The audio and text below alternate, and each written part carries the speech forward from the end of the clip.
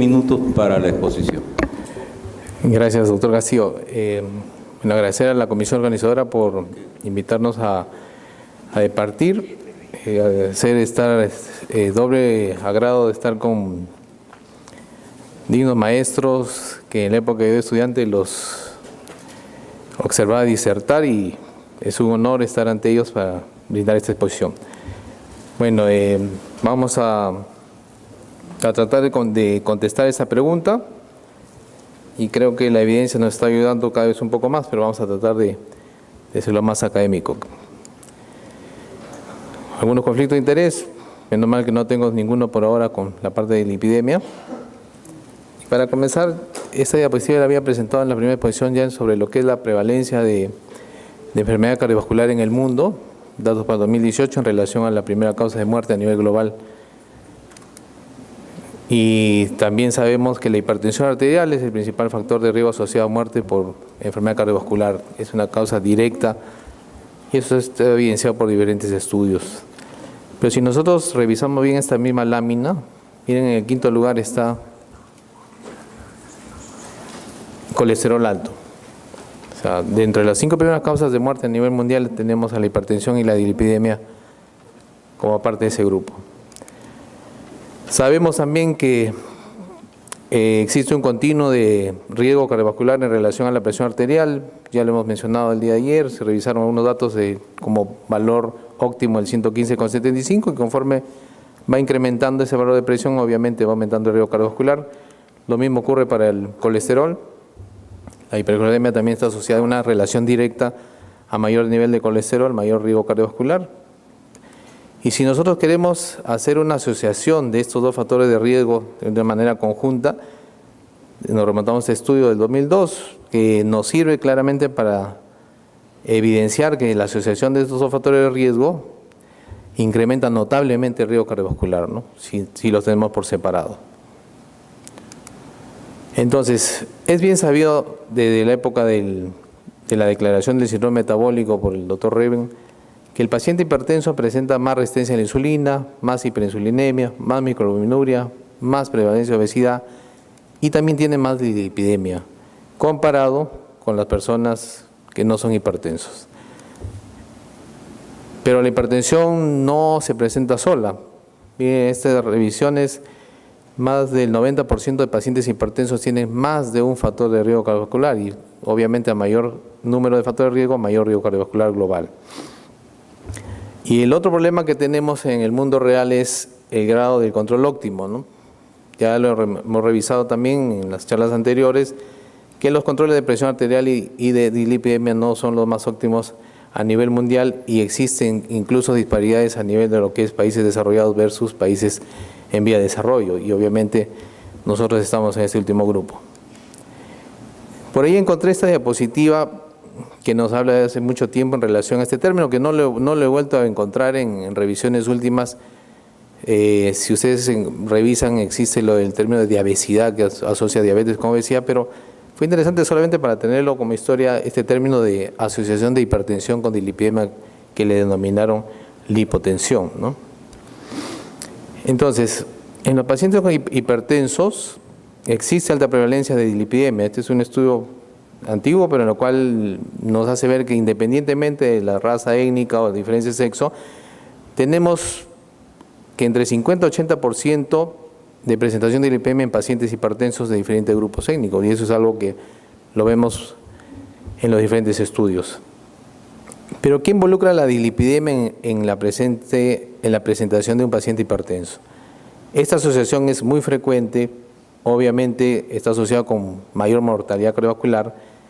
Se dice que 2 de cada 3 pacientes hipertensos tienen dislipidemia de diferentes tipos, y obviamente que estos niveles altos de colesterol duplican el riesgo de enfermedad cardiovascular en pacientes con hipertensión.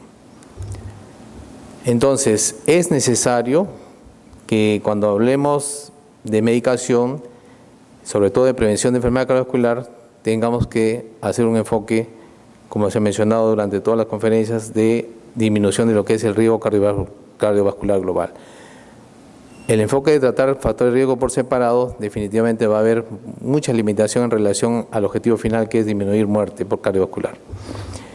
Y en relación a dislipidemia, tenemos muchas guías, hay 4 de las más importantes, y que definitivamente se han ido desarrollando en el transcurso de los años en relación a cantidad de medicación, que llaman intensidad, objetivos, medicaciones, y sobre todo para prevención primaria, que es el problema que nos trae de repente acá la mayoría, ¿no? En prevención secundaria creo que la tenemos un poco más claro, pero no debemos olvidarnos de que los estilos de vida saludables son la piedra angular en la prevención de la enfermedad cardiovascular. Eso lo sabemos desde el pregrado, y eso hace mención a los estilos de vida saludables. Existe una guía en relación solamente a lo que es estilo de vida saludable, y eso se basa en relación a tener una dieta balanceada, que sea saludable, actividad física regular, control de peso y dejar de fumar. Pero en pacientes con riesgo cardiovascular elevado y que no puedan ser manejados solo con los estilos de vida saludable, obviamente, tal vez la mayoría de guías lo mencionan, las estatinas son de primera elección en prevención primaria y secundaria para manejar la dislipidemia. Entonces, evidencia de la eficacia de las estatinas en reducción de riesgo cardiovascular, muchos estudios, en promedio disminución del LDL, colesterol, que está relacionado más a enfermedad cardiovascular, entre 20 y 50%, pero tenemos algunos efectos adicionales que están descritos: mejora la función endotelial, reduce la inflamación vascular, reducción de agregación plaquetaria, estabilización de placa aterosclerótica, y que definitivamente sustentan su efecto a nivel de lo que es reducción de enfermedad cardiovascular. Tenemos estudios en prevención primaria, estudios en prevención secundaria, estudios grandes, tenemos metaanálisis en lo que es beneficio en prevención primaria sobre todo, tenemos disminución de 12% en todo el caso de mortalidad, 30% en problemas en eventos coronarios, 19% en cerebrovascular, y bueno, hay una reducción también en lo que es cáncer, pero si bien es cierto no es significativa, pero bueno, se menciona de todas maneras. Entonces, existe el beneficio de las estatinas en prevención primaria y secundaria, y también hay beneficio en relación a lo que es la categoría de riesgo de los pacientes. Tenemos evidencia en pacientes de alto riesgo, en moderado riesgo y en bajo riesgo. Los de bajo riesgo son los que más se prestan para lo que es prevención primaria, y definitivamente hay algunas variantes en estos estudios, pero hablar de cada uno de ellos nos tomaría mucho tiempo, pero lo dejamos ahí, que las estatinas sí demuestran la reducción de eventos cardiovasculares en prevención primaria en pacientes de bajo riesgo. Entonces, si nosotros quisiéramos hacer una indicación en nuestro paciente hipertenso de dar estatinas, yo creo que, como había mencionado, deberíamos partir por el concepto del manejo de reducción cardiovascular global. Y para eso, primero, como lo había mencionado ayer también nuestro invitado de México, lo primero que hay que hacer es determinar el riesgo cardiovascular global de nuestros pacientes. Hacemos mea culpa y, como digo, es a veces algo que es tan fácil de hacer, pero no lo hacemos. Y es muy importante porque en base a este valor es que uno puede hacer determinaciones o prescripciones de este fármaco que son muy buenos. El problema es que tenemos diferentes scores para determinar este riesgo cardiovascular global. Ahí hay 5 instituciones líderes en el mundo, y si bien es cierto, el objetivo de riesgo a 10 años es casi uniforme en todos, solamente con algunas diferencias en los puntos finales, pero los predictores de estimación de riesgo en algunos casos varía. La mayoría tienen al colesterol, la presión arterial, la edad, el sexo, y aparecen los scores de riesgo. ¿Cuál es mejor que el otro? Definitivamente, como habíamos mencionado en una presentación anterior, lo más importante es utilizar un score, el que más nos sea factible de hacerlo para nuestra realidad nacional, y obviamente hay que calcularlo. Una vez que calculamos el riesgo cardiovascular, hay que ver las recomendaciones de uso de estatinas en prevención primaria y secundaria, y para eso están las guías. Y las guías están sustentadas en algunas evidencias científicas, y Yo creo que en prevención secundaria, como le digo, no hay duda. Todo paciente que tenga ya un evento cardiovascular debe recibir estatinas en el 100% de pacientes, excepto que haya alguna contraindicación o hay algún problema de evento adverso. Están ahí los valores, la guía canadiense, el AHA, la ICC, la evaluación europea.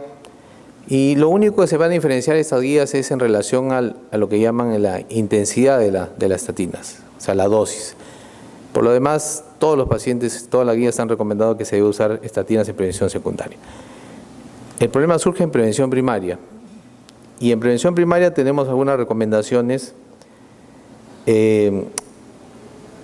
Las guías americanas mencionan a todo paciente mayor de 21 años con LDL colesterol mayor igual de 190 miligramos por decilitro, entre 40 y 75, calculando el riesgo, más de 7.5%. Los canadienses manejan en forma estándar el valor mayor de 190, pero ellos, según su valoración de riesgo, de su escala más de 20% para indicar estatinas. Estamos hablando de personas que no han presentado un evento cardiovascular, insisto. Las guías europeas, las últimas 2013, mencionan de 40 a 65, si el riesgo está mayor entre 5 y 10% y el LDL colesterol es más de 100, iniciar estatinas. Y si el riesgo es mayor de 10, si el LDL colesterol es más de 70, también hay que iniciar estatinas. El Task Force de Estados Unidos para prevención de enfermedad cardiovascular menciona el rango de edad de 40 a 75 e indicar una estatina si el riesgo es mayor de 10%, pero adicionalmente debe tener un factor de riesgo cardiovascular. Entonces, si nosotros evidenciamos que las guías están en función de riesgo, lo primero que hay que hacer es determinar el riesgo, definitivamente. Si a grosso, como dice así, a simple vista clínica vamos a determinar la indicación o no, estamos trabajando de una manera muy empírica. Pero nos hacemos la pregunta, ¿habrá algún efecto sinérgico entre los tratamientos de hipertensión y drogas preventivas como las estatinas? Entonces, en este caso, la asociación de estatinas con antihipertensivos generará un efecto sinérgico en la reducción del riesgo cardiovascular. Lo que se plantea es que esta asociación debería tener un efecto multiplicativo para reducir este riesgo cardiovascular.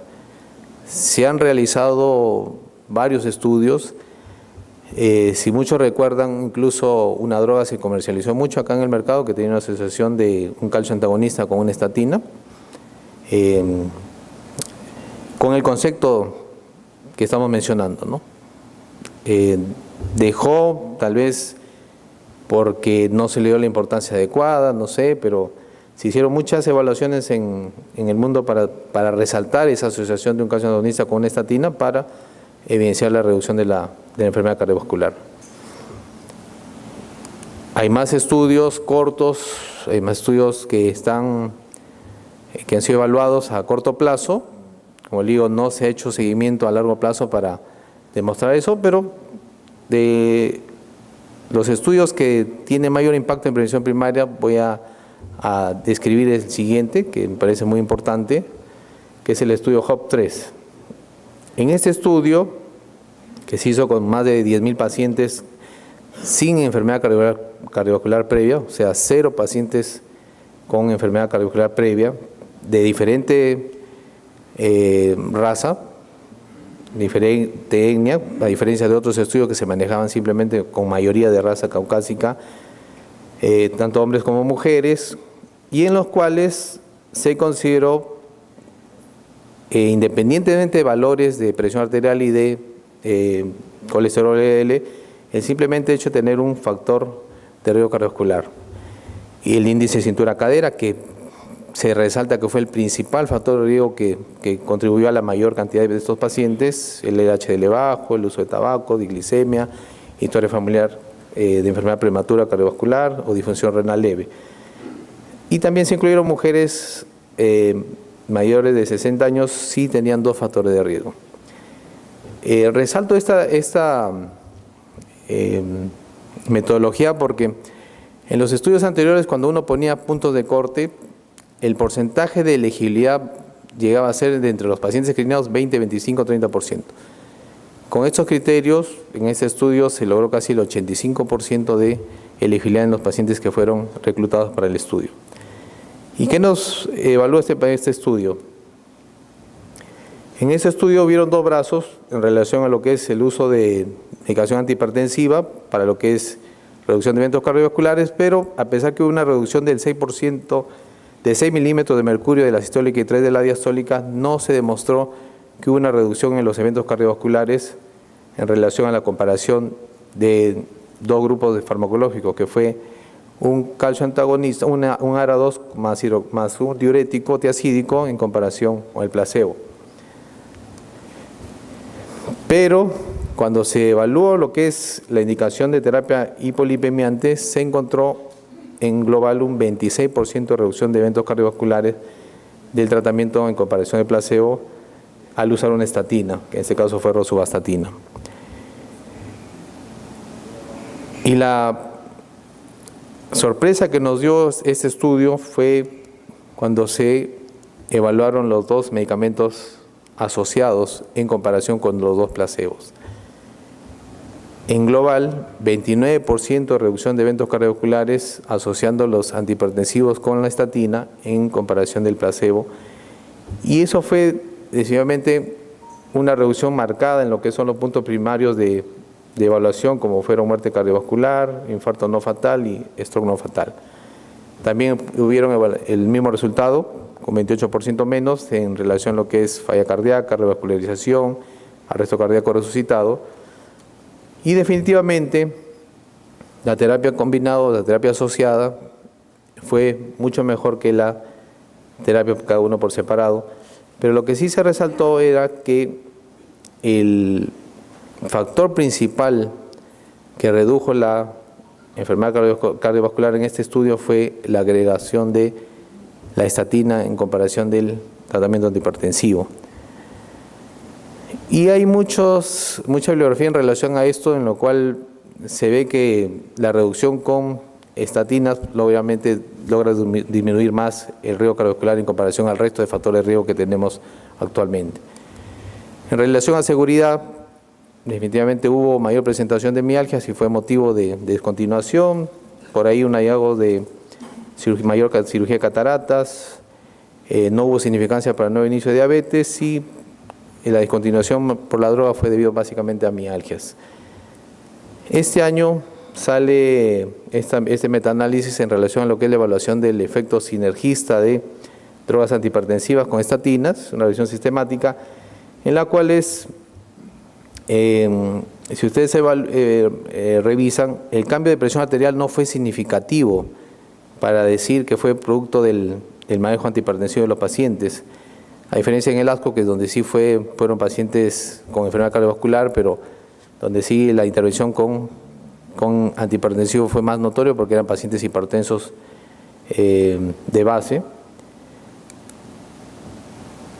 Y ese estudio, este metaanálisis revisa, incluido en el HOP3 que había mencionado, y tenemos con todas las estatinas que podemos tener en el mercado, seguimientos largos, enfermedad cardiovascular. Miren, el único que tiene 0 es el HOP3, 0, después todos tienen algo de presentación de enfermedad cardiovascular. Y la conclusión de este estudio, parte de este estudio, es que cuando uno evalúa los puntos cardiovasculares mayores, hay una ventaja en relación a lo que es la reducción de enfermedad cardiovascular o muerte, y sobre todo también se ve un efecto a nivel de stroke, cosa que no se ve para lo que es infarto y muerte en general. Entonces se concluye que los efectos relativos combinados de medicamentos para reducir la presión arterial y estatinas sobre los centros cardiovasculares fueron multiplicativos, pero no tan concluyentes para todos los puntos finales primarios que uno quisiera, ¿no? Entonces, para seguir avanzando en nuestra indicación de una estatina, deberemos valorar el riesgo-beneficio. Esto tiene que ver con la seguridad del uso de estatinas, ¿no? En relación al principal problema que tenemos con las estatinas, es que es la mialgia o la miopatía. se ve solamente 1 a 5% en ensayos clínicos aleatorios versus placebo, pero en estudios observacionales nos hablan de que hay un poco más de presentación de miopatía o mialgia, sobre todo en pacientes del mundo real. Doctor Galipuy, 5 minutos más, por favor. Ya, gracias. En relación a la parte cognitiva, no hay eventos adversos cognitivos y la presentación de diabetes sí hay un 9% más, pero esto habría que valorar contra el riesgo cardiovascular y sopesar el beneficio y obviamente hacer una discusión en el paciente sobre el riesgo-beneficio. Pero para que tengamos en cuenta que esta es una combinación que está siendo evaluada, hicimos solamente un bosquejo en relación a lo que es el clinical trial, que son estudios que están realizando. Mire, cuando uno coloca simplemente buscar dislipidemia y hipertensión en adultos mayores o en adultos mayores de 18 años, encontramos que hay 25 estudios que están realizándose en relación al uso de este tipo de combinaciones, en dosis fijas, dosis por separado o simplemente para mejorar la adherencia, que es dosis fija en una sola píldora versus separado.